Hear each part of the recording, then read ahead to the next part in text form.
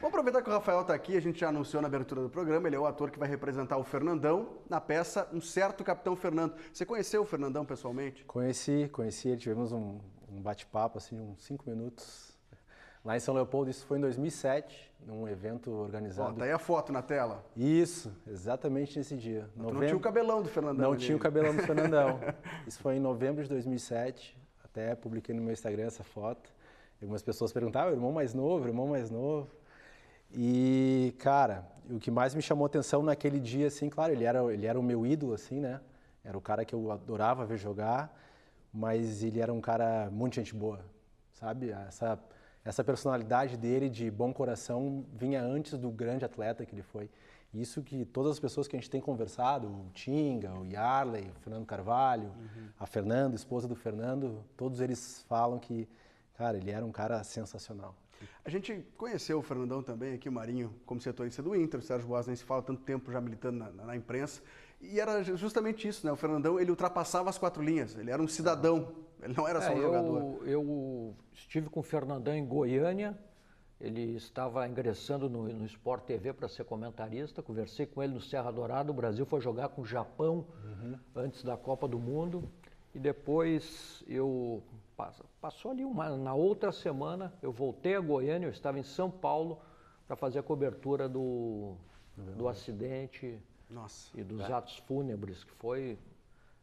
não dá nem para imaginar aquele cara que a gente estava acostumado a conviver, pessoa afável, de bom papo.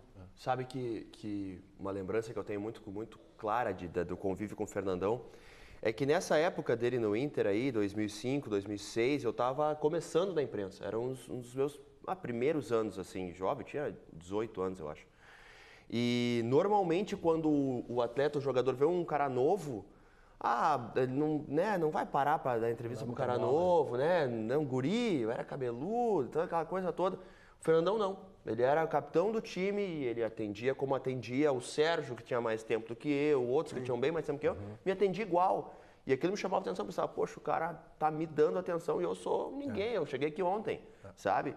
E isso é uma coisa que me marcou muito, a relação que na época a gente conversava muito mais com os jogadores do que hoje, né? Sim. A gente podia entrevistar todos os treinos. No pátio do Beira-Rio, né? E no pátio do Beira-Rio, conversando do campo até o vestiário.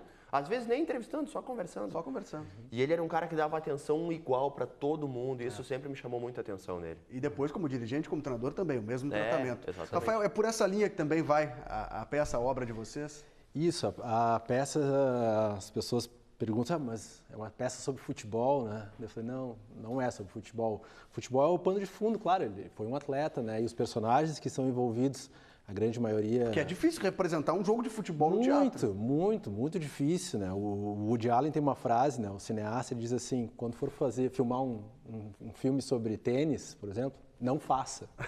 Porque é muito difícil recriar um esporte, né? Nada ganha de uma quadra, de um estádio, assim, é muito difícil reproduzir. Então a gente está mostrando as relações pessoais que ele tinha, né? Os melhores amigos, os grandes amigos que ele tinha naquele time, né?